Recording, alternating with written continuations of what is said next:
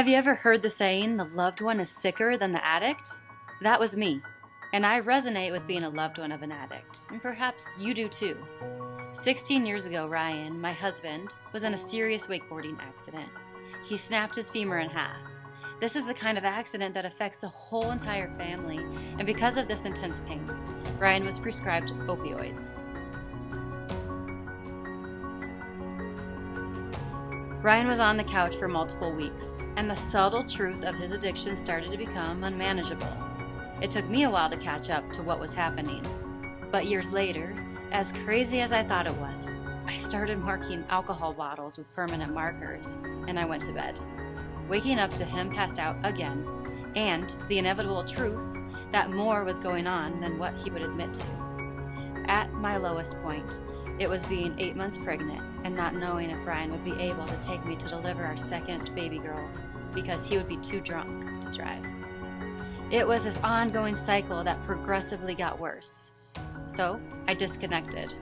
I was resentful, angry, ashamed, confused, but mostly I was in denial. Some of you might be going through this right now, and some of you might be realizing the painful truth of my loved one is an addict. I know what it's like. I've been there. I had enough. I was at my bottom, and Ryan knew it. I found the last hidden bottle of alcohol in his favorite hiding place, and with tears in my eyes, I approached him and asked, "What are we going to do?" I was ready to fight for my husband. I was willing to do whatever it took to get back the person I loved.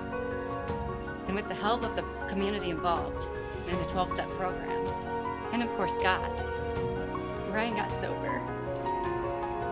Just because Ryan got sober, it didn't eliminate the fact that we had a ton of healing to do together. And thank God, that's why we created Free. Because we knew, obviously, that we wanted to create the type of community where addicts and loved ones of addicts and spiritual refugees find healing and recovery and spiritual connection. As a loved one of an addict, I'm speaking to you. You've got to get healthy if you want healing. You need to get boundaries set up. You need community. And you need to get connected and work on your interiors. Where do you need to find hope and healing? I find hope and healing in the fact that we still do the hard work together daily. We make decisions together. We raise our 4 kids together. We do life together. And Ryan's present. And I'm not stuck in this cycle of being in control and disconnected or resentful.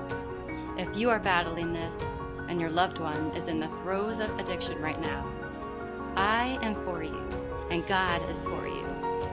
Healing is close by, and I promise you it can get better. You have to get healthy through friendship and community, and we built this thing for you. I am rooting for you, and God is standing by rooting for you as well.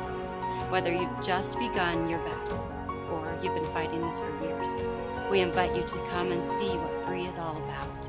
We invite you to join our growing spiritual community that checks shame at the door. Please join us Saturday nights at 7 p.m. for our weekly service rooted in connection, spiritual growth, and community.